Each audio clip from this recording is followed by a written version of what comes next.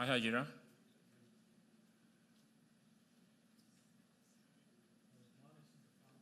Hajira.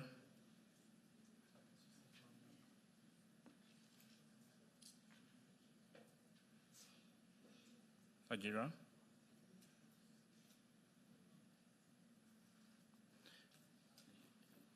Can you make the studios on Harley co-host?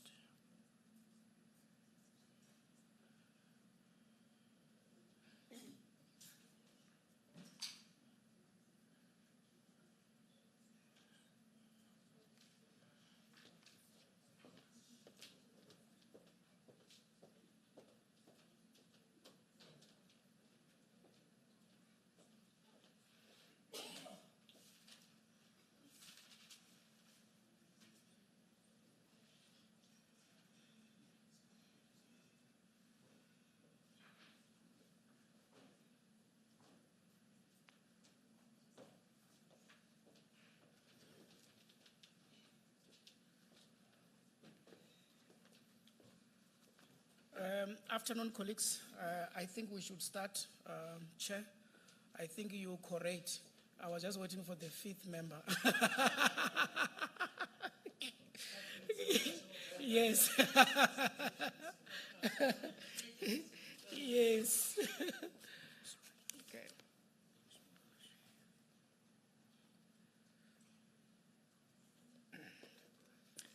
We are going to have the presentation by the SOS and thereafter by the Media Monitoring Africa. I don't see anyone from Right to Know campaign, but if you are there, please contact me. We will have Ms. Siyotula, who will then take us through the presentation from SOS. You have 15 minutes. The maximum, it will be 20 minutes. Thank you.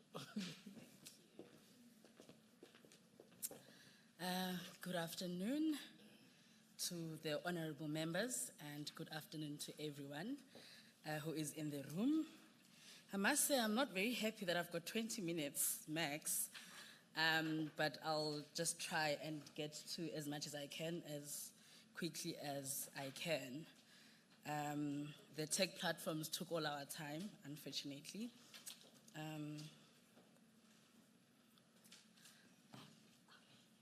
to the next slide. Go to the next. It's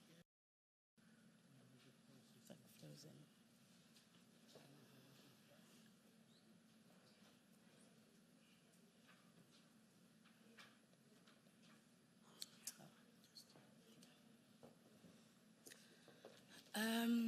All right, so just to briefly give you a presentation outline. So I am going to be talking about what the SOS Coalition is all about. Then I'll briefly touch on mis and disinformation, but generally. And then I'll also look into ways of combating mis and disinformation. And then I'll move on to speak about the SABC's election coverage, and then I will conclude. And just to tell you a little bit more about who we are. So we are SOS, Support Public Broadcasting Coalition. So we are a civil society organization that is formed by different civil society organizations. This includes film and television production sector. It also includes non-governmental organizations, as well as community-based organizations. But what's also very interesting about SOS is that we've got academics, media experts. We also have, freedom of expression activists, as well as, lawyers, just to name a few. So we're quite a dynamic group. And so what we basically do is we campaign for an effective broadcaster to exist in South Africa, for an effective public broadcaster to be specific. So we look at the SABC and we campaign for the SABC to have its institutional autonomy. And by that, I mean the SABC being independent from government and commercial interests, as well as political interests. And I think it's very important as we go, we're leading up to elections to really, really highlight the independence of the SABC.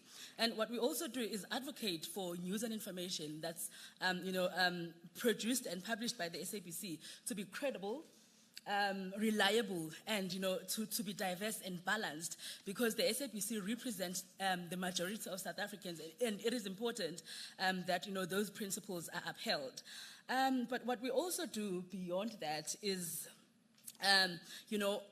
campaign and advocate for the SABC to reflect the majority of South Africans, because as a public broadcaster, it is supposed to represent, South Africans, especially the marginalized communities. And this representation needs to cut across the different offerings of, the SABC, and I'm talking radio, television, and online.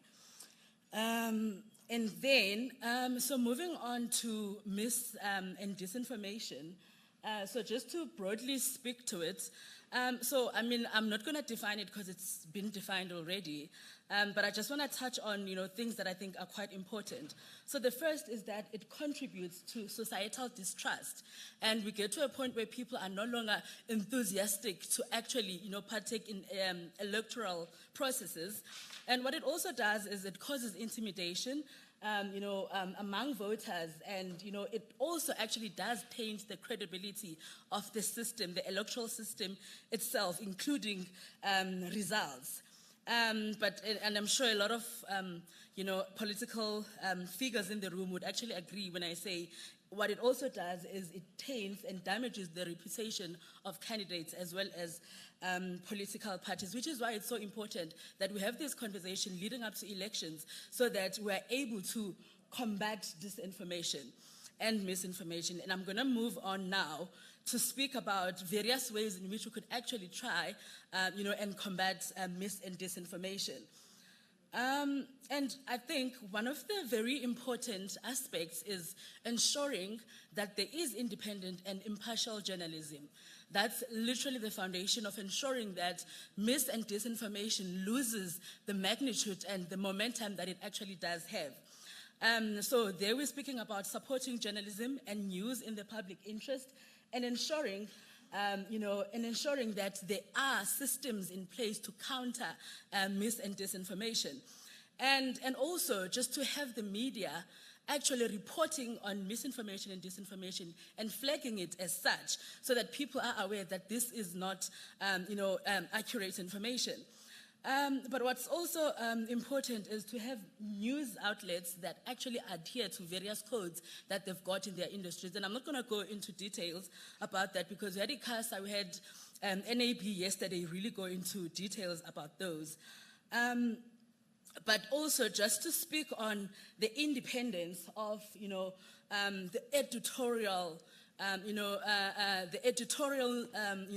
systems within the newsrooms, because I think that's really important, because once we are able to beef up editorial systems in all the news, media in South Africa, then we'll be able to actually guard against political and commercial interests. Also, protection of journalists and editorial staff is quite important, because that's also one way of ensuring that the news remain, with integrity. And that, there is no abuse of journalists, because, once journalists are intimidated, that's also an infringement of, the media freedom itself.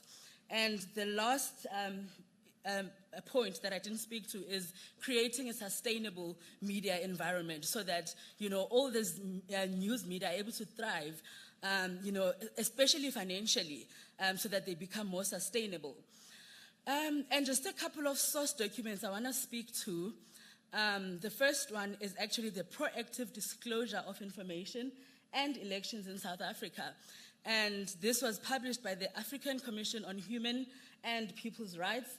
And the second document I've got there, which literally just echoes the very same sentiments, is the guidelines on access to information and election in Africa. So I'm going to speak to really two items, so which is the right to access information as well as proactive disclosure of information.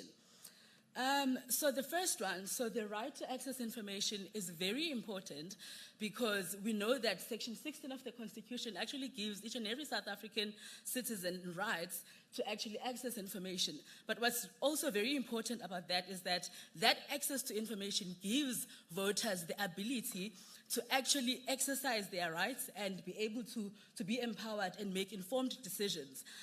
Which is why now the right to actually vote depends on having access to information, because if you don't have access to information, then you can't decide which political party to vote for and for what reasons. All right, and I think also this is very important that we try, leading up to elections, to exercise proactive disclosure of information. And I'm going to speak to, electoral stakeholders.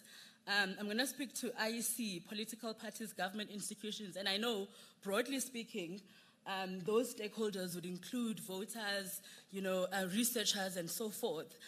But I think for the sake of this discussion, I just want to zoom in on those ones, because what proactive disclosure of information actually says, all these stakeholders need to provide information that is in the public interest proactively. Right, so that there is enough information to counter disinformation, because there's credible information that's all over the social media and all these other mediums. But also, this information would range from funding, election laws, regulations, decision-making systems, and so forth. So it is very important that we actually look at, proactively distributing information as these particular stakeholders. And I just want to speak briefly to benefits of doing that. So the first one is that it becomes very easy to actually access information, because everything is available on social media and all the different platforms and mediums that news outlets actually use to reach out to the public. But what it also does is that it enhances participation, because now our citizens have got access to information. They are able to make informed decisions because they are able to access that particular information. But what it also does for the media fraternity is that it allows journalists to have sources that are easily accessible for them to verify information. Instead of actually calling a particular member of parliament to get information, about something that's currently happening, you are able to go on, websites and social media of those particular organizations and really find the information that you're looking for. And that also assists with having a short turnaround time to counter disinformation, because making calls and waiting for emails to be responded to takes longer than clicking and accessing information on those particular platforms. And I'm going to speak briefly to this because I think it's already been discussed. So this is media information and digital literacy. And I mean, these are things that were spoken earlier. So it's also, what this does is that it allows our citizens to actually be able and be equipped with tools to identify credible sources and know exactly what, sources are unreliable. But it also equips them with tools to be able to fact-check information before they share it. And, through these digital literacy programs, we would then be able to, equip the public in terms of, when to share information and when not to actually share information, and what, measures they need to take to actually verify that information before they can share it. That would also include interactive workshops and trainings, that are speaking directly to members of the public and equipping them about all these particular tools that are important for them to be able to decipher information. Just because the issue is, if people don't know what disinformation and misinformation is, it is very easy for them to perpetuate it without knowing. And that those programs would also include, biasness during elections, so that they are able to identify what political biases are. And I think what's also important would be the inclusion of public awareness campaigns that are in various languages, so that each and every South African citizen is able to relate, because we're not a very, we're a country where there's people that do not have the same privileges and advantages, and they're not very literate, so it's easier when they are spoken to in their own languages. And I'm not going to dwell on this as well because it was spoken about, which is collaborations. But I think the collaborations need to be broadened a bit. So I've included the media, I've included tech platforms, government, civil society, and the public, because often we don't give the public, people of South Africa, the attention that they actually deserve, because when we're, as civil society organizations, when we're sitting and thinking about, certain frameworks that would work, we're thinking we've got the public in mind. Government serves the public. The media relies on the public for information, so the public needs to be at the center of, all these collaborations of us working together to counter mis and disinformation. Okay, so I'm literally just rushing through. And then the SABC. So in my first slide, I was speaking about the kind of work that we do for the SABC, but I think it's important that I explain why it is important for us to do this work. So it is important because the SABC is a public broadcaster and it's got a public mandate. And that public mandate that speaks to the SABC being able to shape narratives, to give marginalized voices a platform, and to also build, social cohesion, nation building, and all those, other aspects. And also what it does is that it deepens our democracy. So going up to elections, if we don't have a credible public broadcaster, it's going to be very difficult to actually fact-check and counter mis and disinformation. So the SABC then becomes an essential tool to ensuring that, our democracy is actually enhanced. But because I think the other thing that we need to understand is that mis and disinformation actually is a threat to free flow of information and free flow of accurate information. So going back to the SABC has got, 18 radio stations, it's got, a national reach, it's got 23 television stations, and, it speaks to the people of South Africa in their own languages, which is something that all these other broadcasters do not actually do. So if we speak to the mandate of the SABC, if we are able to strengthen the SABC to actually stand and be very credible during elections, we will have a very strong and accessible, institution where people could actually fact-check, information during elections. But what's also happened in the past is that because of the power, the SABC it's become prone to political and editorial interference because, everybody wants, to their information, or they want their political parties to be advertised on the SABC because of the broader reach it actually has. And over the years, we know that the SABC has become, what's the word? It's gotten into various financial crises, and we are at a point where it does not have an adequate funding model. And I think, I had to put this here because I think it's one of the really, really important things that we need to look at in these collaborations, because it's often overlooked. And it's very important because it affects the credibility and the ability and the effectiveness of the SABC. And I'll unpack that a little bit in relation to elections. And this other source document that I want to briefly speak to that relates to how, and this is the Joint Declaration on Freedom of Expression and Elections in the Digital Age. And it basically speaks to how a publicly owned media should, during elections, ensure that the public is informed about matters of elections, and there should be fairness, impartiality, and balance. And now, this is obviously one of the very important declarations, but if the SABC is not receiving the support that it actually requires, it's not able to fulfill that particular mandate of having information that is fair and impartial and balanced. Right. And one of the reasons, recently we saw how the SABC, was losing $1 billion, which is actually very disheartening because this is our public broadcaster. We rely on the public broadcaster as South Africans, because what we also need to remember is that there are people who do not have any other source of information except for the SABC. And I think I put that up just to kind of, really, really highlights the importance of having a sustainable broadcaster, because if we're going to have a public broadcaster that's going to elections with that kind of a loss, how do we expect the SABC to be credible? How do we expect the SABC to have, to be able to cover different locations within South Africa, have, a broad geographical coverage? How do we expect it to beef up its capacity during elections if we still are experiencing such problems? And so I think that financial crisis is very important, because then it prohibits the SABC from becoming a strong, fact-checking institution, against mis and disinformation.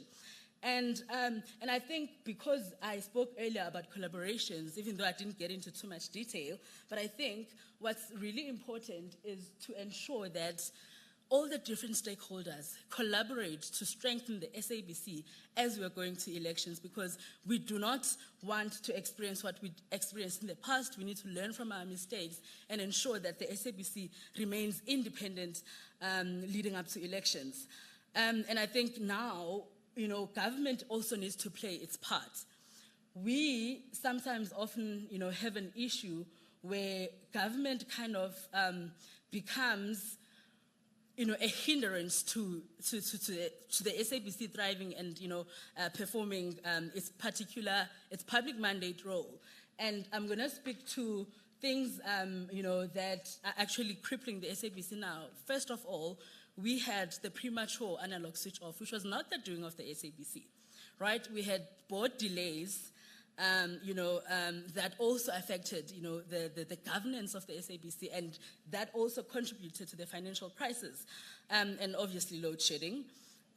But broadly speaking, now, in these collaborations, the government needs to actually play its part to ensure that the SABC is supported. And I'm talking about oversight structures. I'm talking about Parliament playing its oversight role. I'm talking about the department having, policies and that in place to ensure that the SABC actually does eventually thrive. And I'm going to speak to the SABC bill, for instance, that we've been waiting for, because that ideally should have a funding model for the SABC. But because now that bill is not, out yet, the second draft is not out yet, we are going to go to elections with a public broadcaster that is in a financial crisis. And I think also another thing, when we speak about the SABC, we need to imagine the SABC within the broader digital sphere, right? Because we're no longer speaking about linear broadcasting, but the SABC is online. They've got their, SABC Plus, platform. They are also on all social media platforms. So now, when we're speaking about issues of free and accessible information, right, in relation to the SABC and the digital times, we need to speak about zero rating of content, because people of South Africa might have digital, might have, cell phones that are able to where they're able to download particular apps, but because they don't have internet access, it becomes a problem. So at the end of the day, we actually need to redefine what we mean by free and accessible, public broadcasting information within the digital, sphere. And IEC yesterday mentioned that they're going to be doing, having online registrations. And it got me thinking, will those sites be zero rated? Will people in rural areas be able to access and register, or is it only for the privileged? Because digital divide is actually, quite a huge factor, and it prohibits, it prohibits efficiency and the equality that we fight for as a country. And I think the one thing, I'm almost done, the one thing that I also just want to touch on is also guarding against mis and disinformation, right? That's coming from political parties, that's coming from independent candidates that stands to threaten the credibility of the media, just because. I think we also remember this. It was Mbalula who said that the SABC did not give the ANC enough coverage, which is why they didn't perform very well in the previous elections, right? So these are things that we need to guard against to ensure that the public broadcaster is actually protected, not against the ANC as such, but against other political parties, so that it's not used as a prod. So that's why it's important to ensure that there is there is really strong editorial, there is strong systems to guard against editorial and political interference. Okay. All right. So the last thing that I just want to speak about is just to reiterate some of the things that I said, that going to elections, the SABC actually needs to have very strong editorial independence and to safeguard that, ensure that the news is credible, and ensure that political and editorial interference is dealt with, and strictly so, whether that's internal or external. And also to ensure that it strives to be impartial and balanced in its news and information, and that punitive measures are in place to actually combat editorial interference, because we want the SABC to be very credible. And I think because once we have a credible public broadcaster, then we can speak about having a body that really, for majority of South Africans, is a go-to area to fact-check information that they see as, that they suspect, rather, is mis- or disinformation. And then, I think I am done. Please vote wisely, and thank you for your time.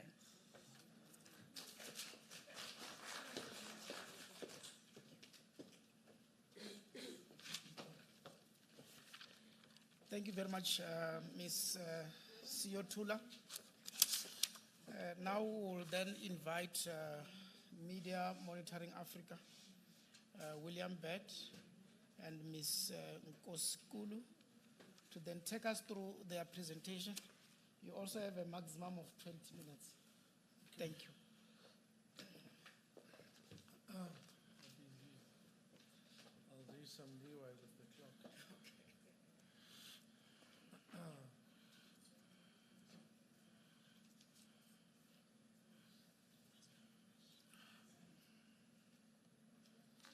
Yep, that's the one. That's the other one. We had it up earlier. Sorry about that. It's been a long day.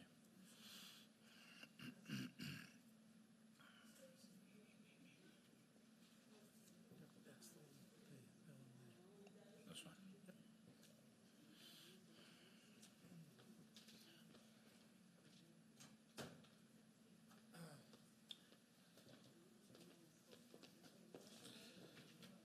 Good afternoon, everyone. Yeah, graveyard shift. Everyone's tired. It's been a long 2 days. Hopefully our presentation is sufficiently fun and exciting and engaging that it'll keep your attention. But yes, it is curious that so much time has elapsed. Okay, so I'm going to get into, for those that aren't familiar who we are, Media Monitoring Africa, we make submissions. We've appeared before the PPCC on a number of occasions over the years. We've been running for 30 years, and this year we're celebrating 30 years. We started with a view of monitoring, with the purpose of monitoring the SABC in the build-up to our first democratic elections, and we've been monitoring them since then, and we'll be monitoring more media in the lead-up to the next elections. The thing that makes us different, I guess, is that unlike ICASA that has to monitor for compliance,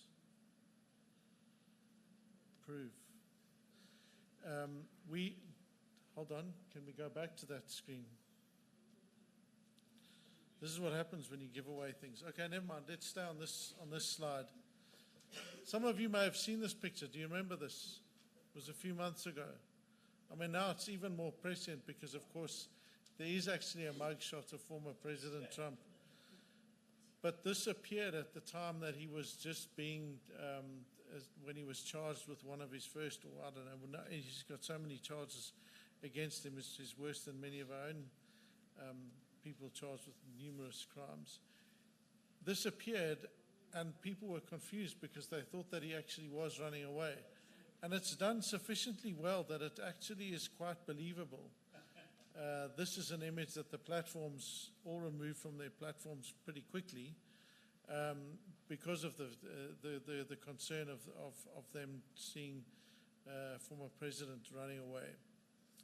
I mean, we know the impact of digital on elections, and I think this spreading of online harms is unprecedented, and we know some of those things. Just to give you an idea, though, ad spend for the midterms was $9.4 billion in 2022, and in 2020, I haven't been able to find more recent figure than this. Americans were exposed to 2.4 billion adverts on the president's campaign on Facebook alone.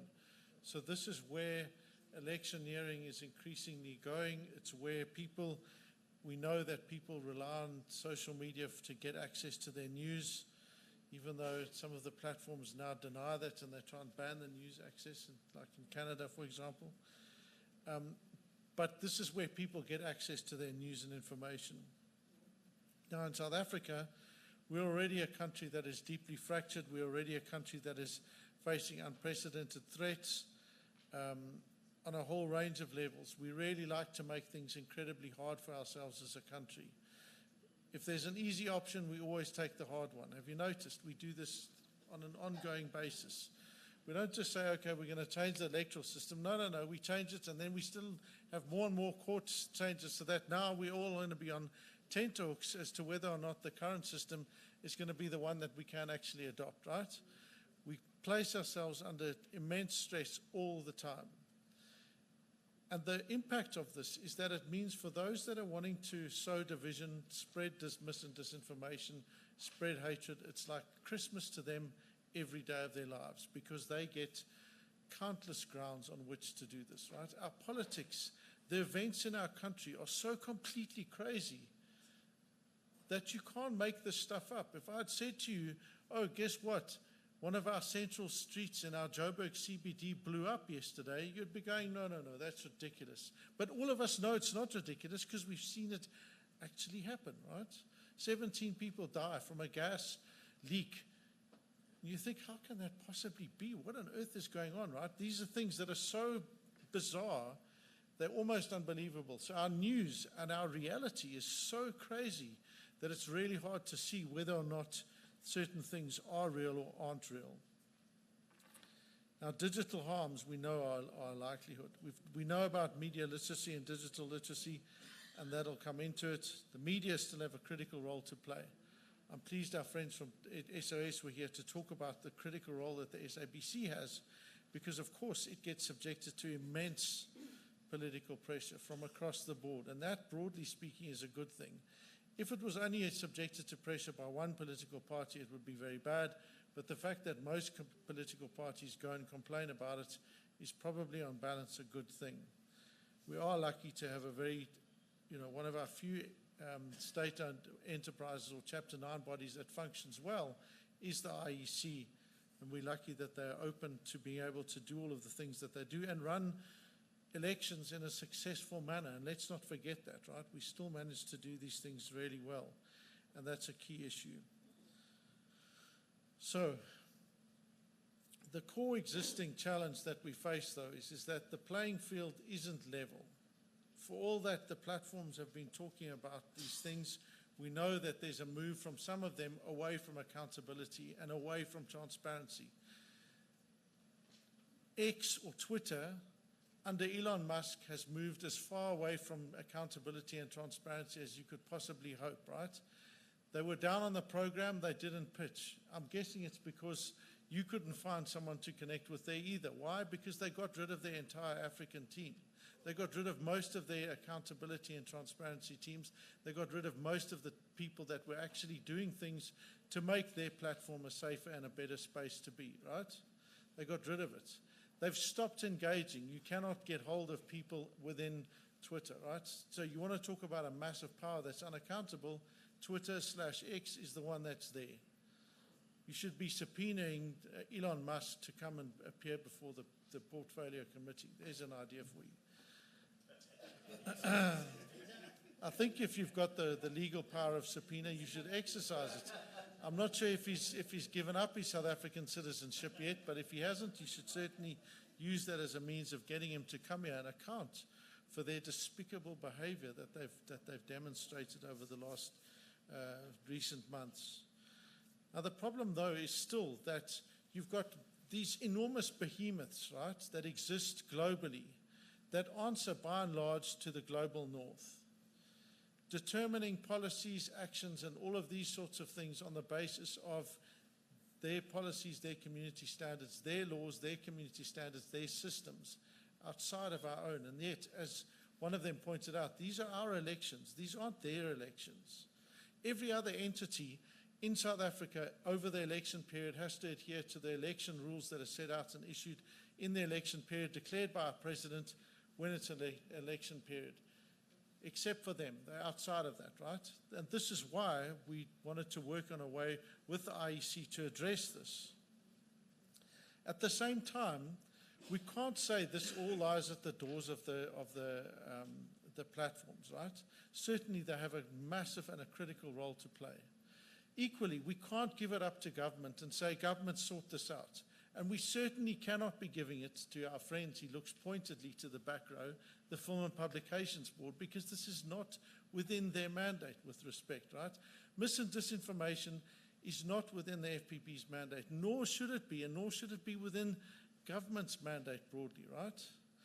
Every single example where they've tried to regulate disinformation around the world, whether it's a developed nation, so-called developed nation, underdeveloped, whatever, it's always ended in unmitigated disaster for the right to freedom of expression, bar none.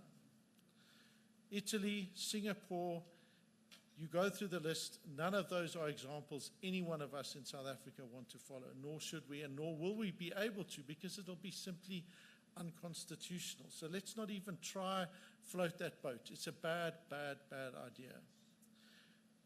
Equally, though, it doesn't mean that we do nothing about it. Of course, government has a fundamental and critical role to play in all of these things. The fact that you're holding these hearings or the symposium is a really important step in terms of engaging and getting people and getting dialogue and getting people to think through these things.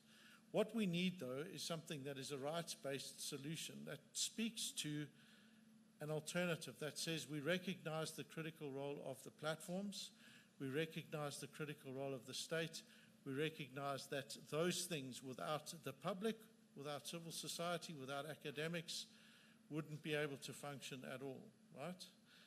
That's the player that frequently gets left out of that terrain, and yet actually they're the ones that often have most to contribute in these areas. So here's what we're doing for the elections for next year. The IEC, we're working together with them. We've got a framework of cooperation with at least most of the big platforms. Twitter is the notable absentee from that. And that's a really significant thing because it says that those platforms agree and are working with the IEC to help combat mis and disinformation. We've also established a disinformation working group, including with key civil society bodies. We're using locally built, dedicated tools, including something like the Real 411, which is a unique South African development and innovation, which is the first of its kind anywhere in the world in 2019. We are also ensuring increased transparency and accountability through the political ad spend. So this focuses directly on political party advertising. My colleague will show you a link that you should go to as your political party representatives and instruct them to upload their adverts there. And we'll also be telling you that we're tracking social media ad spend too. We'll also be doing monitoring, so we'll be producing monitoring reports. There'll be a live dashboard on our site that'll include information as to how the media are reporting on elections so that people can go and see what's going on there. And of course, we'll be doing a campaign around democracy and awareness. So on a table form, it looks pretty much like this. So there's Real 411, there's political parties and training them on social media usage during elections. The various platforms have done some of this training already, and I know they're ready and willing to meet with any of you if you want your parties to get specialized training to help use their tools, to help work your ways and make sure that you get the incredibly positive benefit that's there. Then there's the framework of cooperation. There's the ad observatory, which is going to look at social media ad spend. There's Padre, and then there's more training, and of course there's live results. And we'll be hopefully doing a fellowship with journalists to produce dedicated elections content. Because unfortunately, what your political parties are very good at is that your leaders know exactly how to steer the news agenda. And what our news media are very bad at is determining what should and shouldn't be reported within that news agenda. So your leaders are very good at going and saying something outrageous or doing something outrageous or something that just pushes the line, and they shift the news agenda in their direction. And that happens across the board in all of our, that's happened across for all of our elections periods.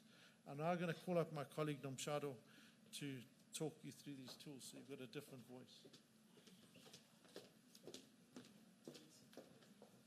This is the different voice that hopefully will wake you up. As mentioned, Media Monitoring Africa has been monitoring media coverage, particularly of elections, since 1994. So we've monitored every single election that we have held in this country, right? And the tool that I'm about to show you is our special tool called Dexter. And this is a tool that allows us to be able to monitor media. Particularly, we're looking at radio, television, print, and online. Currently standing before you, Dexter, our lovely tool. I'm hoping we'll get to the next slide. My power is gone. I can't click next.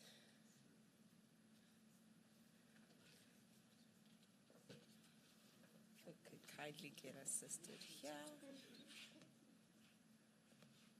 That's all. Okay. So this is Dexter. Currently standing before you, we have had over 2 million stories, curated stories, news stories, as an archive, right?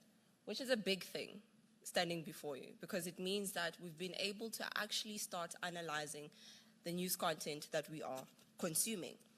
During elections, what we look at, topics, whose voices are heard, how are these voices covered? Gender, are we hearing more women voices? And by the way, over the years, women's voices has always been between 19 to 20% most of the time. We're not talking about media coverage. Now, standing before you, I'm sure you're shocked, because I'm in a room with a good amount of women in leadership, right? So clearly it shows that we still have a long way in terms of representation. The other things that we'll also look at, which political parties are heard the most, right? So this gives an indication of what is the public receiving at the end of the day, and what are the topics and hot issues or societal issues that they're engaging with via the media. Particularly because we all know that during elections, the media plays a very critical role in ensuring that the public can access information, but they can also make informed decisions. And secondly to that, informing critical thinking, going beyond the little trends that we are now always chasing after, but start tackling issues such as policy issues. Why should they be relevant as a topic? Then next to that, we have Rule 411, which was mentioned earlier. Rule 411 was established towards the end of 2018. And this was because we saw that, number one, disinformation is continuously being a serious critical issue when we're talking about me being able to maneuver the online space safely. So second to that, we saw that, number one, we need to start empowering citizens, because they are the ones consuming the information. They are the ones sharing the information. I always make a joke to say that if disinformation was created and no one commented, liked, or shared, it literally wouldn't have the impact that it was desired or created to actually cause harm on, right? By empowering citizens to be able to identify, which is the digital literacy that everyone was alluding to throughout the day, but secondly, to be able to submit it as a complaint. Now, Rule 411, the main aim is, a lot was being said about, I submit a complaint on the various platforms and it takes a number of time for it to come back to me, right? What Rule 411 does is ensures that we are dealing with the issue in a speedily manner. Second to that, it has a rights-based approach. Thirdly to that, it's independent. What this does is it brings back to the situation, or the issue rather, of localization that we were struggling with. What we define hate speech here in South Africa is not hate speech in a different country. So it goes back to how we're dealing with the online harms that we're navigating with, and how we're actually combating them. And this is the solution, an African first, by the way. And during elections, the IEC has means to determine if issues should be investigated. There's a lot of information that goes around during elections. I think we're all aware of that. And the tricky part is, once disinformation stays on an online platform for quite some time, it gets very difficult to niche it. So what this also assists us to do is to ensure that, number one, we're dealing with the issue in a speedily manner, and we're dealing it in such a way that we are actually actively working with all the different platforms, which was the framework that William alluded to earlier on.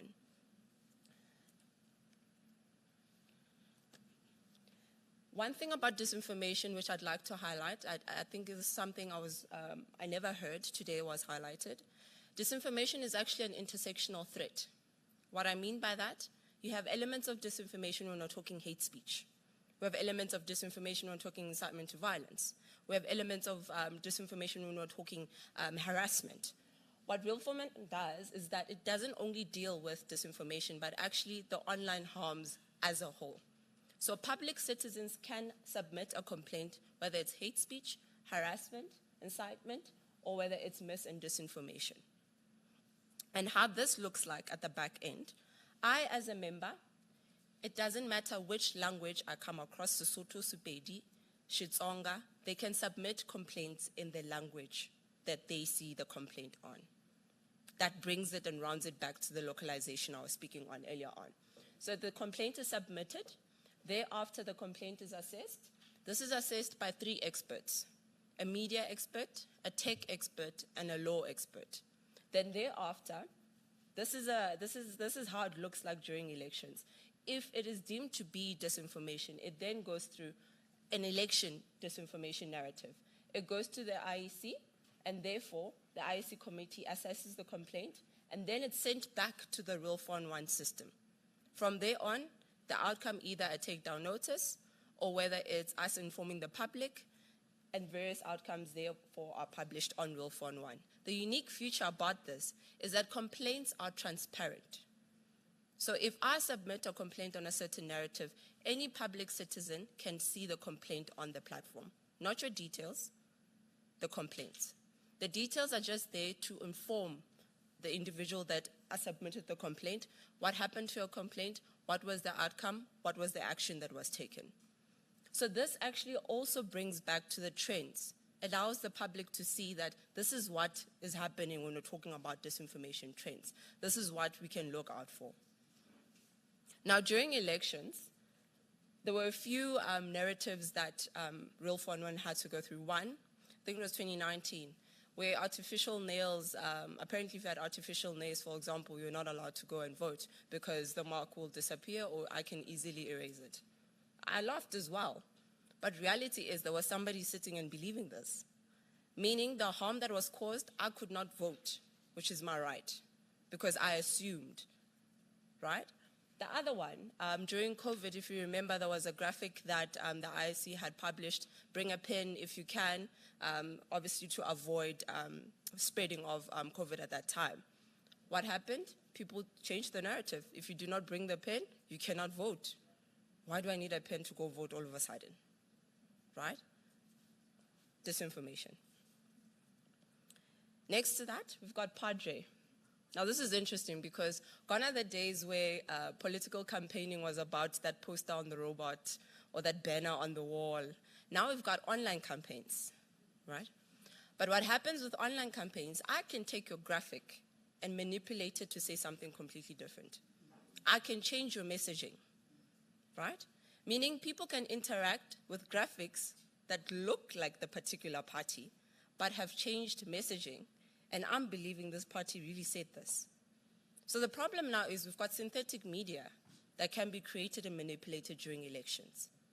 What this does, it rounds back to the political parties themselves, actually also joining in, right, the fight to combat disinformation during elections, because it gives them the power to upload their media assets for their campaigning to this platform. So this is the political party advert repository, but it means that I, as a citizen, when I go to this platform, I can see that party A has created these graphics. I can compare the graphic that I came across to ensure, number one, it's credible, but second to that, is this what the party is really saying? What this also does at the same time, it consolidates all the party messages, right? As a member myself, when I go onto it, I can actually see what all the different parties are also saying. This is up to the political parties themselves to upload those campaign messages or graphics that were created or videos that were created. So meaning it's not a one-man shop in terms of dealing with disinformation, particularly during elections. As mentioned, this is the site, www.padre, and that's the email whereby if political parties, we recently had a workshop with them, but also if maybe it's something that you're not aware of, please do send an email. Then what happens is the specific comms individual is then given access to be able to upload those various party messages or created media assets. To end off, these are different assets or resources that assist during elections. As Senef doing a nice dashboard there during elections as well. Us MMA with our Dexter tool. This is a live tool during elections. So you can actually go and see what is being said or who's being covered mostly, how is it looking like in terms of voices, etc. And then Wilfon One, as mentioned, the online harm complaints platform, Padre that I touched on. My Vote Counts has a cool dashboard as well. Mars, which is a new platform that we have, is called Media Attack Reporting System, because the biggest issue that we also have now is that journalists are being harassed online. So this is also giving power to them to be able to actually do something about it. And that's it from me. Thank you.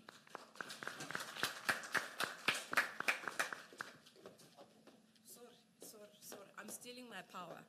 I'd like to extend a hand to the members of parliament to say that one of the key things that we do at MMA is we do training on online harms. So this is me extending a hand to say I hope that you take us on our offer to actually do training on this, because it also assists you as you're navigating those online spaces. So my hand is extended.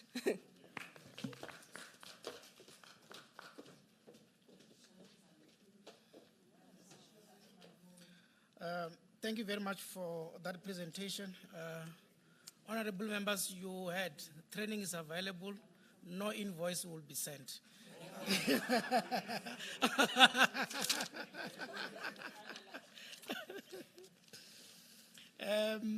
Thank you very much to our presenters. I think it's that time that we then open up the floor for questions, comments, and inputs. Okay.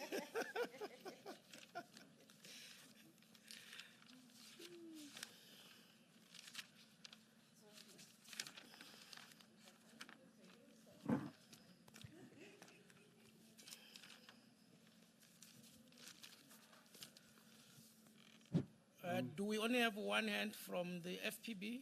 I see FPB, Honorable Bodlani, Honorable Chair, and Honorable Mudakani. Is there any other hand?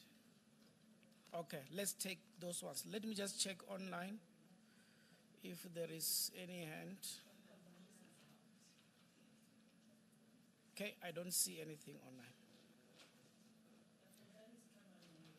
Oh, okay. Honorable Majosi indicated that she is covered. CEO, FPB, you can proceed. Thank you. No, thank you very much for the wonderful presentations. But allow me to differ with you, William, in the sense that South Africa has got a legislation passed by Parliament, enabling legislation passed by Parliament to deal with what is defined in the Act as prohibited and harmful content. And unfortunately, yesterday we were not here when we were discussing enabling legislation. I think the Act that you are talking about is enabling us to deal with that space. And currently, whatever that the FPB does is in terms of that legislation that has been passed by Parliament. And I also want you to, because you mentioned a number of countries, but I want you to look at countries that prior to acting on this or having any legislation, what was happening to them? I'm counting, and I think that's the difficulty with research. Sometimes can be subjective depending on how or which narrative you want to push or you want to push through. For instance, I'll mention Australia as an example. I'll mention the UK, where the Online Safety Act is coming into effect soonest. And one of the areas that they'll be dealing with is this area of online harms. And misinformation, disinformation is one of them. And you see, what the challenge is that, okay, first of all, this, like we said yesterday, it requires all the stakeholders to play a role. Hence, we call it a multi-stakeholder approach. No one can tackle this alone. But in the absence, and I think this is very critical, the reason why people moved away from self-regulatory models to where we are, where many countries throughout the world, including the ones that I've mentioned, including the US as well, where they are, which has always been the advocate of free internet, free from any regulation, is because they've realized that self-regulation on its own has failed. Therefore, what you need is a combination of what do you call white letters, co-regulation, and self-regulation as well. So we need a combination of that. So what no stakeholder, like I said, can handle this on their own.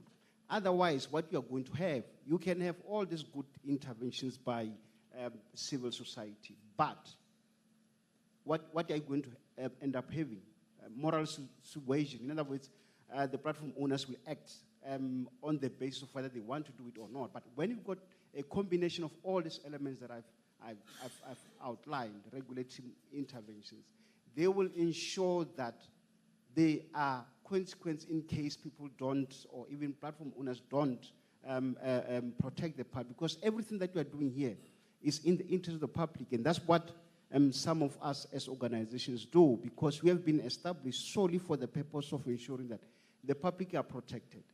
We lived in a long period of time where this space wasn't regulated, because the understanding was that there won't be, self-regulation is good, that area shouldn't be regulated. But what is it that we end up with? That's why every country, and I'm talking about the so-called first democracies in the world, they are moving towards that space, because they've realized if we don't address the situation, what kind of society are we going to end up with? Therefore, I differ with you to say that the non-regulatory approach is the best way to do it. We need a combination of both. In other words, where there's no compliance, and I think that's the same approach that we are taking as the FPB, where there's no compliance, then we have to come up with a stick approach. And I think the Amendment Act allows us to do that. And I think this is the powers that we have, and we'll act based on those powers as given by Parliament. I think that will be my own response. Otherwise, we are going to with the same situation whereby it's the wild, wild west, depending on who does what. You can see some of the things that you have mentioned there as cases. What are we supposed to do? Thank you very much. Thank you. Thank you so much, Chairperson. Is this working? Oh, okay. Chairperson, myself and Honorable Majosi have a few comments. And I think to SOS Coalition, I'm really interested in understanding your monitoring mechanisms. What sort of indicators do you use? Because with the SABC being the only public broadcaster in the country, what do you measure them against so that you at least know? And as I'm speaking, I'm thinking about how Parliament could not be insured because it is the only building of its nature in the country. So I would, just for information's sake, I would really appreciate that. And also, according to SOS, how did the SABC do in the previous elections? Yes, there was issues about accusations of not covering political parties fairly, but according to your assessment, there should be a sense of lessons learned. What are those lessons that we should then, as we prepare ourselves to gauge the SABC's performance, with the biggest worry being that they're going into these elections in the financial crisis that they are. And how do you anticipate that the financial situation of the SABC would be impacted by the financial status of the entity? And I say this with the greatest of respect. I know how the SOS coalition came about, and but in recent history, what would you say has been your greatest contribution to assisting the SABC to be a better organization? And this is really, it's not trying to undermine your organization in any way. It is just honestly something I am really interested in because the role of a watchdog in any situation is absolutely necessary. And the SABC has been left to their devices for far too long. So I cannot overstate the importance of having an organization like yourselves. And as you said in your presentation, the need for free and accessible public broadcaster is exactly why you exist. And maybe it's a question that I will have both for SOS and MMA to say, in the space where everybody wants value for money and everybody is watching their rands and cents, how do organizations like yourself that contribute so much to the democracy of South Africa exist beyond the recession, beyond the COVID? How do you keep afloat? Because it is all good and well for us to sit here as members of parliament and appreciate the research that you do, the initiatives that your organizations take. But again, it really helps us also to inform how we engage with civil society and how we speak on behalf of civil society, because it's a very important tentacle of our democracy. Always say as political parties, this is the make or break elections. But of course, these ones again are the make or break elections.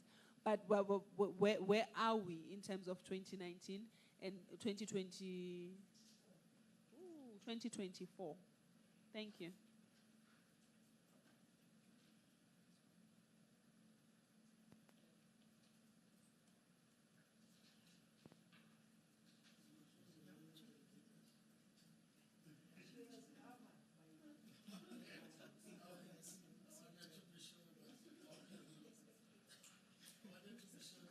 Dedicated to Bodlala. I wanted to be sure that Maj was really delegated to you. So. All right, thanks. No, thanks, facilitator. And thanks for the presentations. I think just a few points to make. The one point, maybe let me start from the back one, the MMA. I think you make a point there, Mr. Pett, that the politics in our country opens up space for such misinformation and disinformation. I think just to write on one point raised about funding side of things, is that there's also another view that part of the problem is that even the NGO sector, depending on who is funding it, has a way of being hijacked for political reasons, so that you do not make any progressive change without being contested in the courts, because there's adequate funding to do so. But, I mean, even if you try and say, look, for any land that's about to be developed, you'll combat land invasion. You'll have people who invade who are very poor, but would have senior counsel representing them through NGO sector.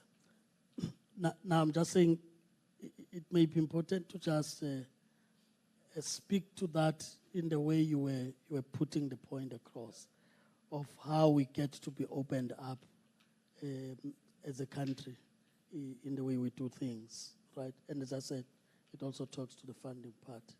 And this funding helps us to get this training without invoice. So we welcome the training, and I'm sure members will make themselves available. I can tell you it gets to be quite problematic to know some of the things that we have heard over the 2 days. To us, it was quite empowering, even new concepts that we've never heard of. So we'll really want to do that.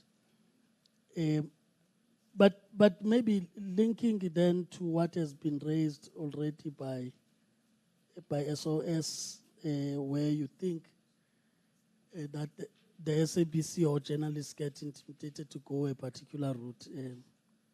Mr. Baird put it differently to say that actually there's a sense of guarantee that everyone is trying to get a bit of what they can get, and it will force probably the SABC to stand its ground. I want to check then SOS. This part about independent and impartial journalism. And I hope that the point you are making, you are not restricting it only to radio and TV. You look at journalism broadly. And again, it will then talk to the funding side of it. That whoever funds a particular grouping that owns the media has a way of manipulating the narrative that they want to drive. And unfortunately, the people at the end who must execute that would be journalists. So without mentioning a group, we just had a big problem with cemeteries in one municipality in the West Rand, Mohale City. And it was able to get that to a very big program until a journalist would have come down and found out that actually there were more actions to respond to that question than what is being put as something that must go on at any given time in a particular program. And that then, from where one sits, reveals this part that can you really confirm that independence and impartiality in a political environment where there's nothing called neutrality? Because if you know what is left and what is right, you're political enough to understand that there's a difference.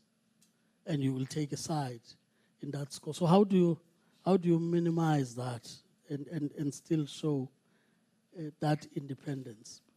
Because if not addressed, that's why you'll get a situation if the chair of the committee is to be interviewed would say, no, please, not Mr. Baird. Can it be done by Mr. Yotul? Because of how you think Mr. Baird stands in the politics general of the country.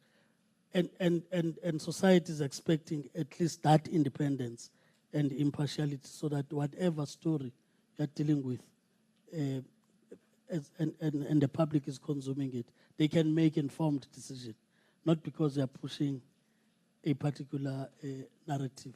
So I can count many instances. Sometimes it's a matter that is very positive in the country that's happening, but there's always a way of taking the country to a negative narrative so that they forget about what is before them, which should be about the progress that the country needs to make.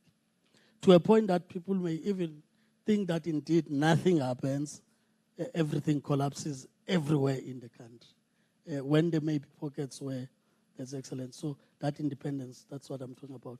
Maybe you can also help us to talk to this point about the independent, again, the independence of the safeguard, its editorial independence. I'm asking this in the context of state capture that may have revealed, yes, there may have been interferences and so on. But post that, as an intervention, you have got an editorial policy. So whether when you talk to that safeguarding, is it a matter of the actors that seem to undermine that, or is the editorial policy itself inadequate to give that independence from any interference whatsoever? So I just wanted to know that, so that we know whether it is probably the task that the board may need to look at, or Parliament need to look at, because we thought when it was presented before us, we were satisfied that the instruments that are there in the policy give that independence even to the lowest of journalists that we can find in cases of interference. And this then brings me to your picture. Of course, that is a 2019 picture. It may not be talking to what you'd have raised. From a point of the committee, we'll then get to be interested in making that distinction between what is formally reported in terms of the editorial policy, which links to ICASA, vis-a-vis political statements that get made, right, somewhere. I think Mr. Bed used it in a way that said the political statements that get made are about moving the margins a bit and turning the story to go the other way, right? When in fact on record, based on the monitoring done by ICASA on the implementation of that policy, they would easily say that actually they had about only 3 complaints, and those complaints had nothing to do with those players that were said to be in the media. So I'm saying it's also important because you're also reporting on the monitoring. That is formal vis-a-vis that the statements that can undermine, I will understand that. The part about the bill, I heard you. We are also waiting justly for the bill. As you say, it's going for the second time. The only worry, though, is whether we'll still have time to be able to engage those meaningfully, not in a rushed manner. And that's not the only bill, but there are a number of them that also come into the play there. So I just thought I should raise that point. I'm sure our members are persuaded, so that when this matter comes before us, they are persuaded that we cannot go with the SABC that's limping to an election if we need free and fair elections and proper coverage. So that we do not look at it only purely political, about what you throw in there.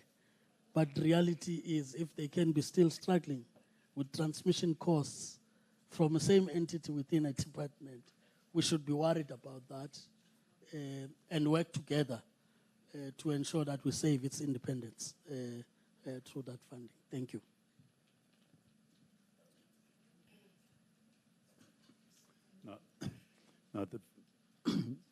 Thank you very much, facilitator and the team.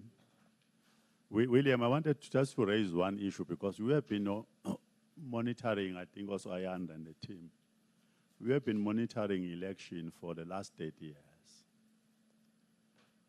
Therefore, but also because you deal with Africa as a whole, I would have thought that South Africa is the most democratic country in terms of participation, fairness of elections and other elections that we have. But one issue that I don't think we address it, all of us, it would be an unfair issue sometimes to raise for you, because I think it's a matter for all of us as society. That out of the 36 million registered, I'm told, only 16 or 18 million votes. Therefore, you have a large number of people who don't vote at all, but they are registered as voters, but they don't go and vote. It seems, in my view, I think political parties, I think we have tried for the last 6 or 5 elections. But I'm not sure what is the issue that we have found out as you do your research in the South African context. I think it's important for us also, as we are, because participation in democracy means, again, we must encourage people to vote as many as possible. I bear in mind, of course, that sometimes we compare ourselves with well-established democracies, 200 years old. Surely people get tired as it goes, but we are a young one. We're a young democracy. If a large number of people, almost equal, almost half, 50% vote, 50% register, don't vote. I think, to me, that is a threat to democracy. I'm not sure it was caused by the media issue or it caused by whatever. But I think because we have been conducting research, I think we have been going down to communities, yourself, in the NGO sector that we work with. I think you must assist us because, to me, voting as a citizen is more important than just voting for whatever you prefer to vote for. Because the more people vote, the more legitimacy in the society and the country, but also the more you know that large number of people are accepting the system of running the country. Therefore, assist you to have stability and economic growth and all other growth that happens as a result of legitimacy of the state itself. Not just government in isolation from the state itself. And then to me, it would be important sometimes when you have time, whatever time, to assist us, and all of us will go deeper to this issue. Because I think as parties we campaign. I think we campaign. We spend a lot of money in campaigning anyway. We campaign, but it seems there's something that is lacking generally as a society that we should work on it to ensure that people, they go all out and vote. They vote the way they want to vote, but they vote at least to give more legitimacy to the system that we are running. It's too young. The country is very fractured anyway. We are not like other countries general where there's a little bit understanding. Ours, historically and otherwise, is a very fractured country. Therefore, it's very important that democracy sustain. And all of us, even if you don't vote for me, but vote for whatever you want to vote for. Because that assists us to consolidate the gain that I think we have made. That, to me, would be important, William and Ayanda and the team, just to assist us. May not be today, but in other areas, just assist us to say, you have been observing the entire continent. These are issues that are there. Because I don't think as political parties will be happy that a large number of people don't vote at all. And then because they can tell you anyway that, no, but anyway, I didn't vote for you. And therefore, you don't represent me. Then legitimacy more and more is going down and down and down as a result of that. To me, that's what is a threat, really, in South African situation. I know poverty, unemployment, but the real one is when the state itself wouldn't have legitimacy because of the number of people who doesn't vote or who don't vote, but they have registered to be voters. That's a point that I wanted to make. But also, I'm not sure, Ayanda, because I think you are a coalition. There are many other areas. I'm not sure how much do you try to ensure that your NGO sector as a whole is able also to motivate women. Not Zandile in Jabulani and Soweto. I'm not talking about Zandile. But some women in Mkandule and other areas. Because sometimes distances affect them, but sometimes generally they got discouraged for whatever reason. I'm not sure what is your experience in some of those areas. I know, of course, that they're the most reliable voters in the country, broadly speaking. But in other areas, I think there's still some issues that maybe, as you are working with your NGO, can be assisting us to give us pointers where there are problems. Not to campaign for us. We are not saying you must campaign for us at all. But just give us pointers where that is an area that we should go there, and Podlani, Majozi, and Gumbu, go there and work for them to win the election. I think that's the point that I wanted to raise.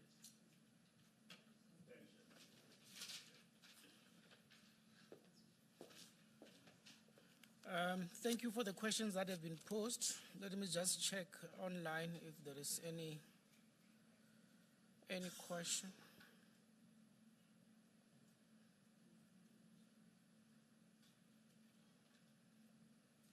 Okay, I don't see anything.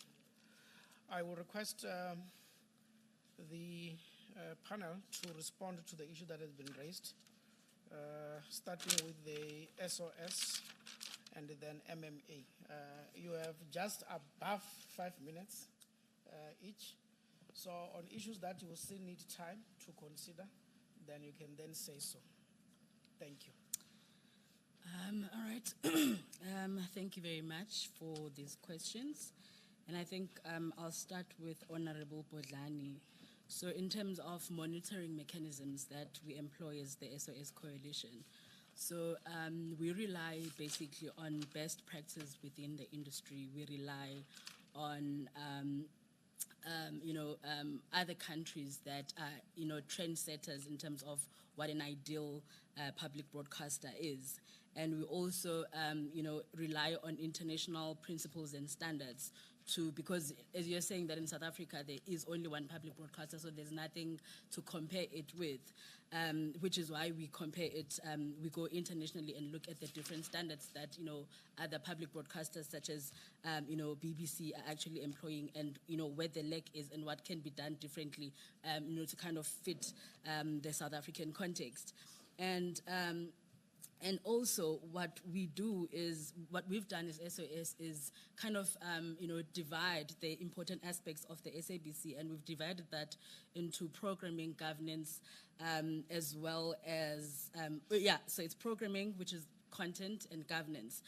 So those are like the critical areas that we look at. But what we also do is broadly look at the industry and look at policy development and ensure that it is in the public interest. So those are our, are some of our monitoring mechanisms. But also what we do is, because we're a coalition and there's different organizations within the coalition, so each of our members are able to monitor the SABC and keep track of the information that is there. We monitor their social media pages, we monitor engagements that they have with Parliament.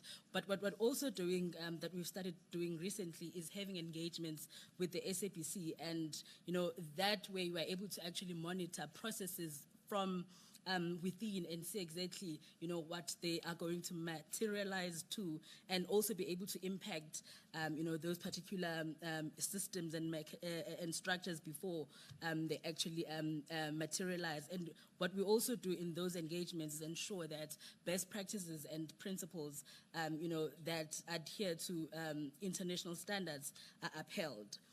In terms of, our assessment of, the elections previously, so I actually think that we've come a long way. We need to also remember that the SABC is, the SABC as a public broadcaster is a very young organization, given that previously it was, a state broadcaster. So we've actually come a long way in terms of ensuring, the previous elections were actually more credible, compared to previously. And what we also rely on is, the monitoring that, MMA does throughout elections, because we also use that as our source of information to kind of monitor how those particular elections, actually turned out. But in terms of independence, which is, one of the principles that we really echo in relation to the SABC, we actually think that in the previous elections there was a lot of credibility and independence, and we saw the SABC, protecting its own independence. And I think the question that you asked about what, we anticipate the impact of the financial status of the SABC having on elections, I think I actually touched on that, but I'll just, emphasize once more. It is going to obviously impact the capacity building within the SABC, because ideally the SABC is supposed to broaden its coverage so that people who are in the rural areas in the Eastern Cape also feel that they are being represented by the SABC. But in the absence of adequate funding, then, the journalists will not be able to actually access those marginalized communities. So that's one. But I think also what it does is that it limits, that broad coverage, it limits capacity, and it limits the diversity and the plurality of the news, which is actually very critical. And then the recent contribution that we as the SOS coalition has had, in terms of actually shaping and changing the SABC, we've actually done a lot of work, and I think I'll just point to the most recent ones. During the SABC board appointments, we're actually very vocal because we believe that once the SABC has got proper and adequate and sound governance, it becomes easy to actually, counter issues of editorial interference. And I think we're also aware of the recent issue that involved an internal editorial interference matter. So SOS in that particular instance, because we value independence of the SABC, and so we wrote to the board and we actually required that an investigation be conducted to ensure that editorial independence is actually dealt with very punitive measures. So we kind of have those ongoing conversations with the SABC. But I think what's also very critical to mention in terms of what we've done is the draft SABC bill that we drafted as SOS as an alternative bill with a proposed funding model that actually would be great if the committee itself could actually take a look at it and see what our proposals are. And in terms of funding, so it's obviously not very easy, especially given that funding in the civil society sector is actually not, I think in the recent years, especially after COVID, it's been very difficult for civil society organizations to have proper funding. But I think what we're also doing as SOS is we're very transparent, with funding, with who funds us, so that we ensure that credibility and accountability is also maintained. But I think the only reason why SOS would at certain times struggle with funding is because there is no understanding within the various funders and within community itself of what a public broadcaster is and what it stands for and why it is so important. So which is why we're also going to be undertaking, a public campaign just to educate people on, what the public broadcaster actually is. I'm not sure how I'm doing with time, but I'll try and get to as many questions as I can.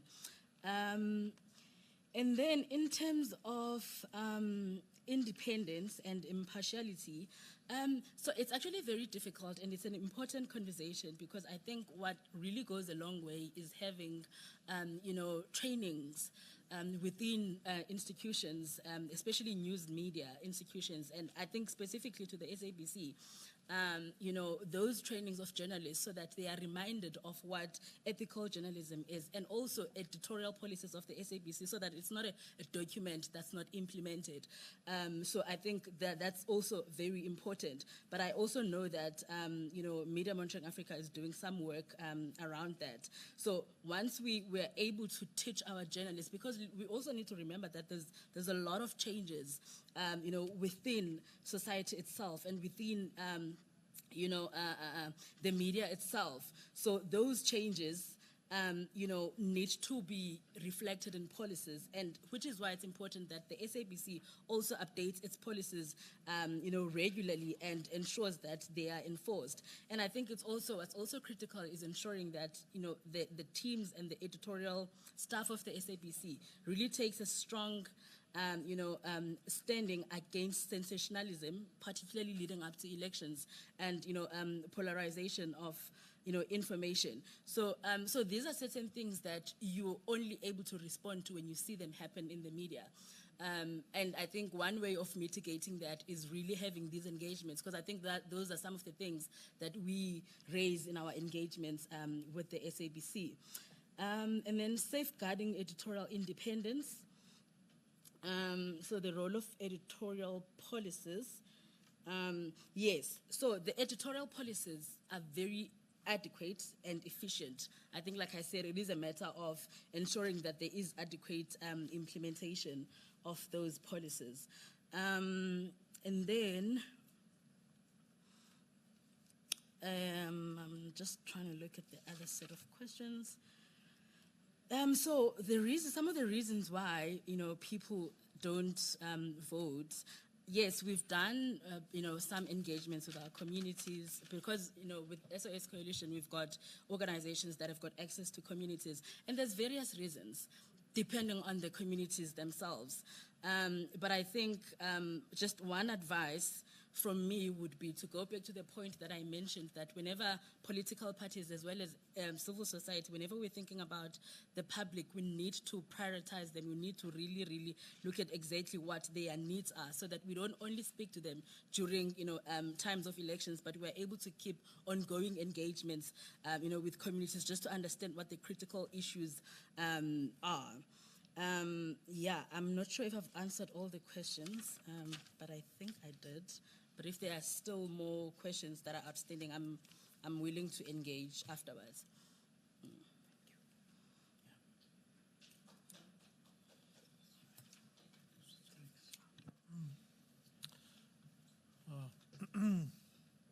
Our friends at the FPB.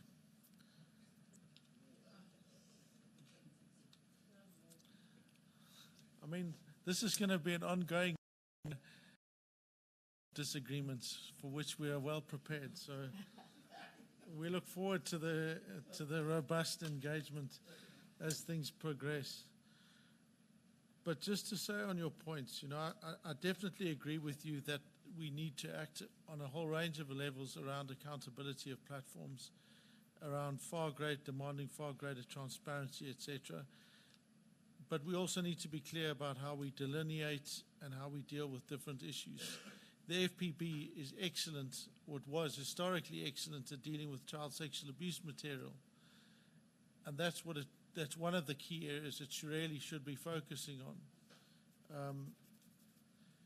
When you look at the legislation, and it's not my research, you can go and Google any of the research that's been done around legislation, around disinformation specifically, is it's anti-democratic.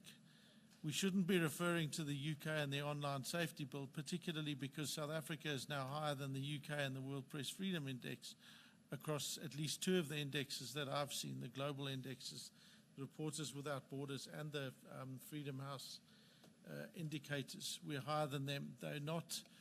The way they've dealt with their public broadcaster is another indication of just how backward they are becoming, is certainly another reason why we shouldn't be looking to them to see what they're doing in relation to their online laws. And certainly their online safety bill, which is currently before, has been subjected to extreme critique on a range of levels, including some of the content around online safety. And that is exactly the same case for the Australians who there's their own Human Rights Commission in Australia has submitted a scathing review of their proposed bill precisely because it doesn't deal with these things clearly. The problems which again isn't to say we don't need to act against mis or disinformation. Let me be clear, I'm not saying that at all. We do need to act, and we are acting against it, but what you can't do is try and regulate and put in a thing that's going to hopefully deal with that. It's not going to solve the problem. We've got more laws than we know what to do with around gender-based violence, yet it's an epidemic in South Africa. That's not the problem. The law isn't the problem in that instance. And when you try and do these things, the risk that you pose is going to cause far greater harm. But we'll continue to agree to disagree, just because we also disagree that dealing with those issues of mis and disinformation are within the FPB's mandate. So,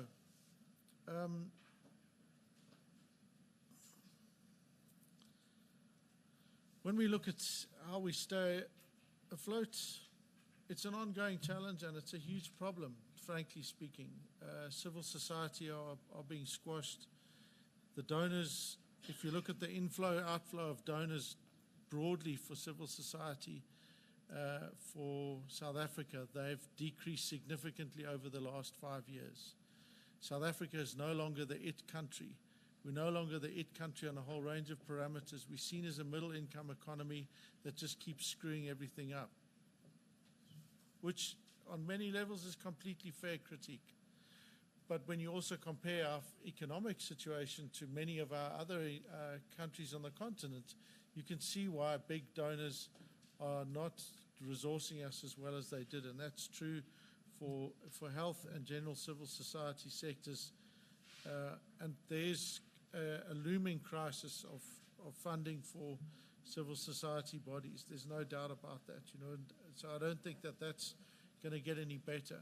And at the same time, it speaks to one of the comments around NGOs, is that when you have those funding crises, what happens is that you get astroturfing, NGOs that get created on a whim, funded directly by a political interest. And when I say political interest, I don't mean a party political, but some kind of vested interest, whether they are for fossil fuel companies, or whether they're for big oil, or whether they are for big gas, or whatever evil entities we want to name, of whatever companies or scale.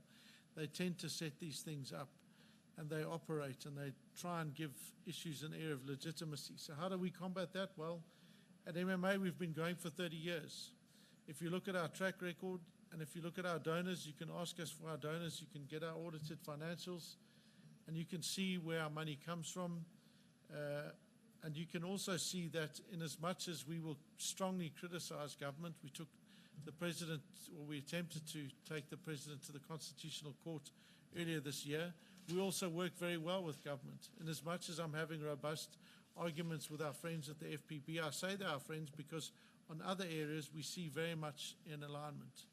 So we also critique our friends at the platforms. Again, there are lots of excellent people, but it's about having a stable and consistent approach that demonstrates our independence.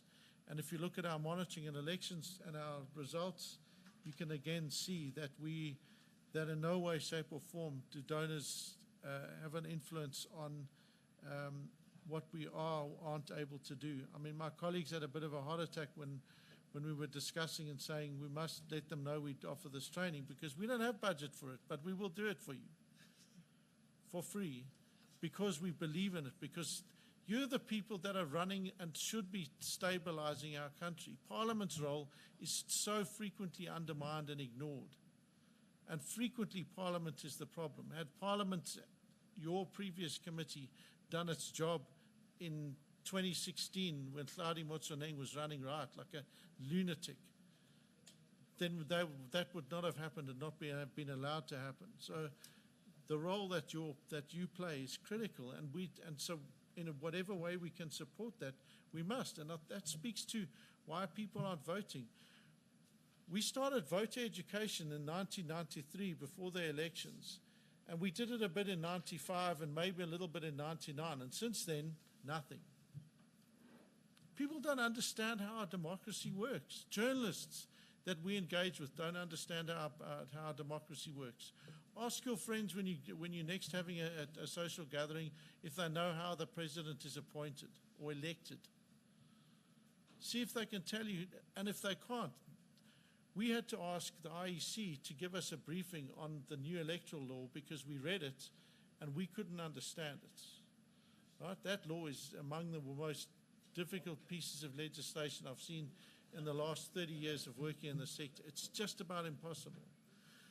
So if lawyers struggle with these things, imagine what the ordinary members of the public who don't see and aren't exposed to these things are thinking. And then they just see people there and they just think, you're a waste of time. Why must I vote? It's not going to make a difference, because no one's taken the time to explain why democracy really matters. The excellent campaigns that will be run, many of them will only kick off a few weeks before elections. Elections aren't about the day. Democracy is about this. It's about an ongoing process for all of us, and we just haven't taken the time to be doing that. Where are the songs? In America for years they did institutionalized songs around the rights and the Constitution in all of their schools, every one of their schools. Why don't we have that for our school, for rights, the songs that are there? Instead, we under-resource the most critical bodies. The SABC is hugely under-resourced. They can barely make children's programming. Yet, who are the ones that we need to be influencing? It's the young people. They are our future. And if we want our democracy to still be alive, we have to educate them. And it's the same then for basic principles of democracy. And we know this from our work with children. We work with children around critical digital literacy skills. The moment you expose them to these things, and these can be children who code in their spare time to children who don't know what a URL is, who don't have an email address. The moment you expose them to this, they see it and they carry on doing it. It's amazing, right? Because people just need to spend time explaining democracy to them, and we haven't. I think we failed as a nation, across government departments, Department of Basic Education, across our sector, DCDT, NGO sector. All of us are to blame for this. I think it's not. So I'm not laying this all at your door, but we have to make sure people understand why our democracy is special. The people that are voting in 2024 weren't even born when Mandela had left the presidency. Never mind, understand democracy and what the hideous past we've come from. Sorry. So, SABC performance in elections, 2021 and 2019. 2016 was the first time in monitoring SABC that we found clear evidence of systemic bias across channels, where we know for a fact that Tshedimosetso had appointed one of his friends. He was in stakeholder relations, who sat in the rooms in the early morning for Morning Live and would instruct them on what questions to ask, which guests they were allowed to have and which ones they were not allowed to have. That was as blatant form of editorial interference as you can ever hope to get. Outside of that, 2019, 2021, if you look at the SABCs, and again, these reports are on our website, their performance has been nothing short of exemplary in many, many respects. Appalling in relation to gender, as my colleague highlighted. Women, I think women are 55% of the voting. I mean, they're 52% of the population, but more women vote than men, significantly more. Yet in the news, they're 20% of the voice. But that's because when our news and journalists go to interview people, they go to the leaders. And who tend to be those leaders? They're not the women. So again, you speak to your own parties and ask them, hey, where's our thinking? When are we going to get our population thinking and looking like we do? Right? So that's a problem. So SABC, in terms of fairness, in terms of representation, does remarkably well. And in fact, it's I love the fact that you talked about positive things. One of the most positive elements that we've got in South Africa for our media sector is that the media is overwhelmingly fair in an election period. All of our media. They're all biased to the extent that every single one of them says we support and believe and adhere in the Constitution. It's not the case in America, right? 200 years on, they are regressing significantly. So is the UK, for exactly the same reasons, because their media don't hold that common view. Ours do, and that's a really special thing. And so when it gets to elections, the media and the SABC, they have an election plan. You said, how's their resourcing going to affect them? So we were doing training with SABC journalists about 4 weeks ago now. And one of the questions was, William, you keep telling us to do all of these wonderful things, but how are we going to do this with little money? And my colleague said, let me put the question back to you. And there was a stunned silence. And then one of their senior editors said, it doesn't cost any more money to ask a woman the same question. It doesn't cost any more money to get a civil society or to find an expert to give a different perspective on that story. It doesn't cost any more money to take a story that's about something and make it relevant to a community or make it relevant to an issue. So the critical things that SABC does aren't the things that are going to cost it money. Of course, as Uyanda has pointed out, their limitations mean that they're not going to be able to produce election and voter education material. They can't send journalists to as many voting stations as they need to. They can't send them to all the places that they need to. And critically, many of their journalists are doing these elections for the first time. So you don't have a batch of well-experienced journalists. And reporting elections is a seriously challenging thing because there's not just issues of balance and fairness. There's issues of understanding the issues, the nuances of the elections, and understanding what the hell the IEC does, never mind what observers do, right? So there's all of those things. But SABC can do it. They will do it. Because, as my colleague has also said, the editorial policies that the SABC currently has are world-class. They're better than the ones that the BBC has got. They're better than the ones the Australian government, Australian broadcasters got. They're easily on a par with anything that any of the Scandinavians who've actually got a small population and can do what they like because they've got more money than they know what to do with. It's better than, or at least on a par with any of theirs. Our editorial policies for the SABC are excellent.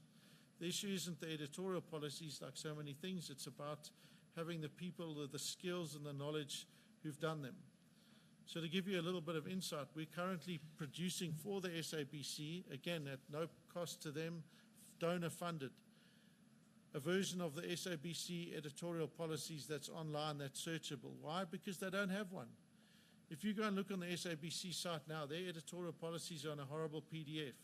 If you're a journalist and you need an answer in a hurry, you're not going to read through 84 pages. You want an answer that's there. They also want them in African languages. Why? Because many SABC journalists don't understand the editorial policies that they themselves are signed on to because English is not their first language. And that's where we are, 30 years into democracy, getting some of the basics right and redoing all of the basics.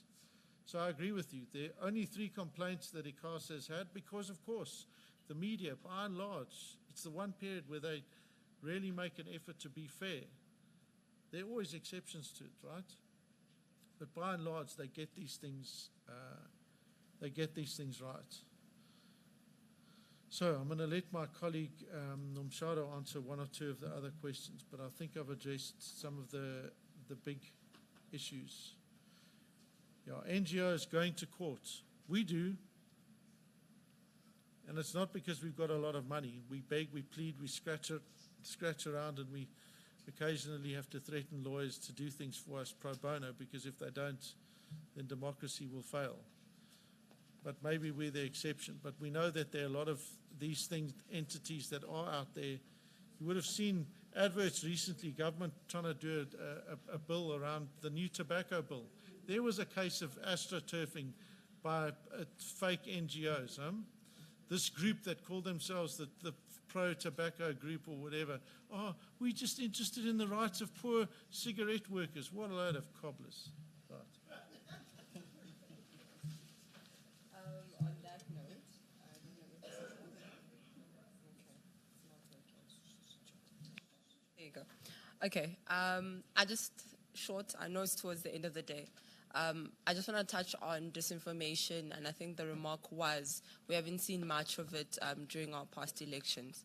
Reality is, and we don't actually always talk about this, disinformation translates to offline. And in most instances, you're not going to see those trends yourself. You're not going to come across it yourselves online because it easily translates offline. The other issue we have is not all platforms are the same. WhatsApp is a direct messaging platform. Disinformation is very difficult to halt or stop or combat in that type of platform, because this is me interacting with my friends and family and whoever I trust, and I ensure and I know that whatever information they're saying or sending to me or saying to me should be credible, right? The other issue that we have is not all disinformation tactics or trends are same in each election cycle. They vary. Right? We might assume that we won't be dealing with deepfakes in South Africa in 2024, but we might. Because I can easily take somebody's audio and image and edit it to say something completely different, right? And reality as well is that disinformation thrives in a vulnerable environment. Currently sitting in South Africa, trust in institutions is at a low. That's a reality. And I say institutions as a plural. They vary. Government, media, etc., is at a low. Disinformation thrives in this environment because it attacks people's emotions, anxiety, fear, confusion, right? Now, what happens if this is an individual who's sitting at home who has no digital literacy, who has no understanding of policies, as remarked earlier on, who has no understanding of our electoral process, and I'm expected to go and make a decision, right? Chances are I'm going to go with the narrative that I'm seeing, sit back at home, and sit down. And just to close in short, last week I was speaking at an event with amazing young people who are in SRC leadership positions across the country. And I asked them, did you know that young people are actually the lowest voters percentage when you're talking statistics, sorry. And they looked at me shocked. They said, how? These are SRC members. So we're leadership comrading the whole day. And I love that my session was there at the end, because I asked, we are so quick to assume that we understand our society at face value. We're so quick to assume that we see everything online. And chances are you're only seeing a slight percentage. Each of you here are living in echo chambers online. What I see on my Twitter is not the same as William is seeing on his Twitter, because those echo chambers are deflecting back the content that I am interested in, that I search, that I love interacting with. That's also how disinformation thrives, in people's individual echo chambers. So chances are those trends, you're not going to see them. You're going to assume you know them, but you're not going to see them, right? And it goes back to basics. Our curriculum, and I'm just going to end on curriculum. We have a huge issue of online safety in our country. Our learners are given devices. They don't know the dangers that are on those devices.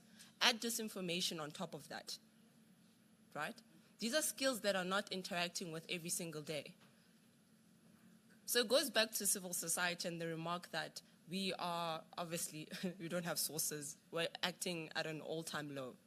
I'm sitting before you as a young individual who has been in the civil society industry organization for the past years. And I can guarantee you that the people I sit next to in my organization and those that I've met across and the collaborations that I've done are individuals at the heart who want to uphold our democracy and uphold our human rights. They're not being paid a lot. They're not being given a lot. And these are great-minded individuals. But because we understand that our democracy is the heart of our country, and because I understand sitting before you that disinformation is a threat to that democracy, if we don't ensure that right now sitting here today we're doing something about it. Globally, we know about it. They've got money to spend on ads. They've got money to push agendas and narratives. Here in South Africa, it's very silent. You won't see it at first hand. Thank you. Let's appreciate them. SOS and MMA, thank you very much for sharing that information with us. We really appreciate. I think we have come to the end of our session, but we will request our Honorable Chair to come and close. But I think there are just a few things that I just want to highlight. I think, Chair, this session was long overdue. We needed this discussion. We needed this engagement, and we would like to thank you for having invited all these stakeholders to come and share with us in terms of their experiences, in terms of their policies, as to how they are then dealing with this challenge of misinformation and disinformation. The impact has been clearly articulated. I think each and every stakeholder who presented here, they indicated the impact of misinformation and disinformation insofar as it relates to the election. I think what is critical, as the members have also heard, is that there are various stakeholders who have measures in place to deal or to curb the misinformation and the disinformation as we lead into the 2024 national elections. I think the only challenge is that those policies and those measures, they are not well coordinated. They are there on a voluntary basis. So it will be something that the Parliament will then need to consider when you then go back as to what are some of the short-term measures that can be taken as we prepare for 2024 election, and what are some of the long-term measures to address this issue moving forward. Because if no concrete actions are taken, even when we have the subsequent election, we will still be having this discussion. So these are some of the issues that, Chair, you would need to consider. After having said that, I would like to thank everyone for allowing me to lead you. If I have offended you in any way, I deeply apologize. That was not the intention.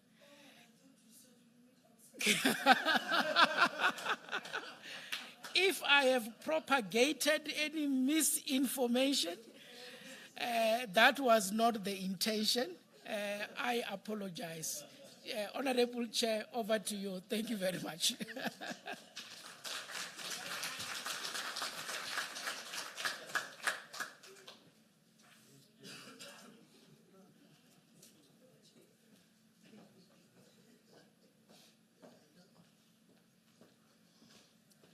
No, thank you, facilitator.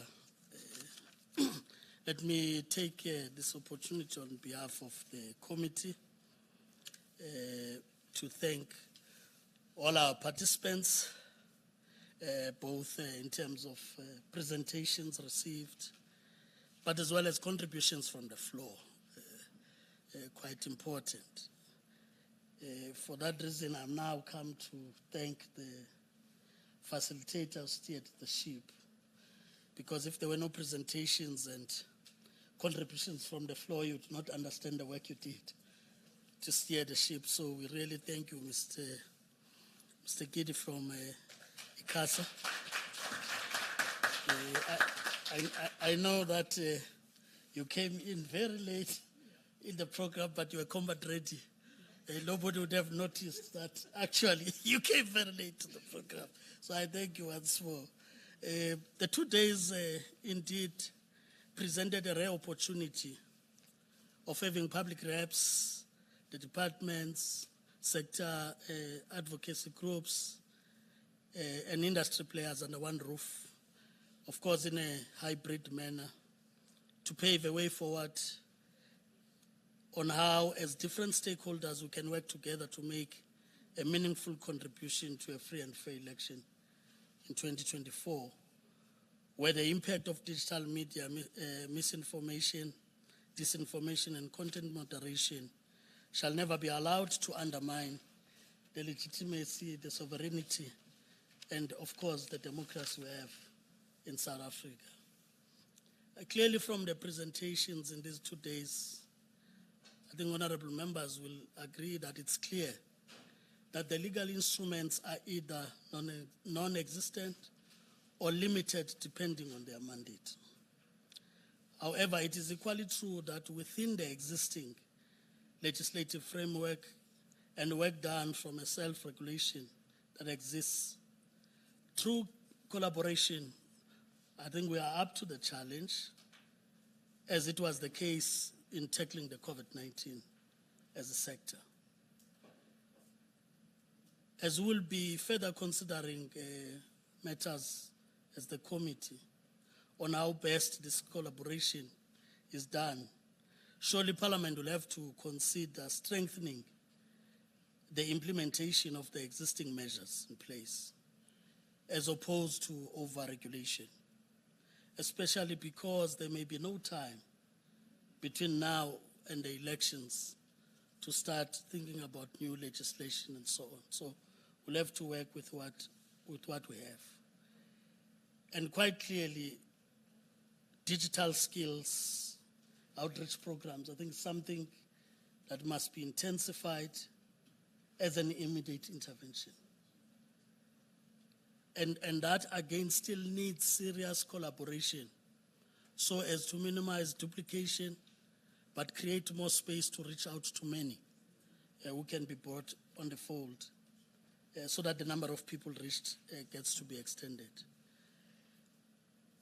And of course, there will be a need to look in the committee program. I'm not sure members picked up what I picked up. There's one item we're interested in, and that item was just dropped and not unpacked. and everybody was watching that item. How do you protect the candidature, the political party ad, and all that, your profile, so that all the problems we talked about could be addressed, the hacking and all that. And for that reason, I think as we're receiving from MMA another opportunity to be trained for free, we'll still say the same to Google and Meta, because they had those two items and they said there may be a need for another time for that. That we create that space so that that training is done the quickest. And then we'll use that opportunity to unpack. I'm sure Mr. Baird, I've already said we are welcoming. We understand you've now declared that you are transparent about the funders. We really don't want NGOs that are doing good work to be hijacked from a point as to who's funding it. So you've given us at least a sense that you will not capture members in the training that will be done, because you've been doing well. So once again, thanks for respecting and honoring our invite. Initially, we struggled. I think we had one roundtable discussion where there was only one that came, and we had to proceed on the spaces. But you've come under this roof, as I said, in a hybrid manner, looking at all your hectic diaries in terms of your responsibilities, but you chose the committee that you come and present here. And I'm sure South Africans who have been following the discussions would have been much, much more empowered in the same way that us as members we have been empowered in a big way. But the conversation should not stop, though. That there was once a symposium and for 2 days, and that's where it ended. But it should be a point that says, even if you were not that closer together, use this as the platform that keeps you together, as we all want to ensure that South Africa's democracy is defended at all costs, and that it's the legitimacy of a government post the 2024 elections should never be under question.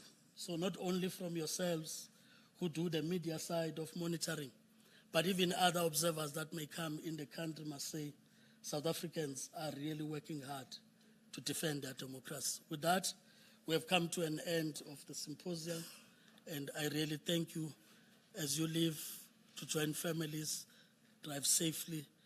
The symposium terminates at this point. Thank you. Thank you, Dr. Peter.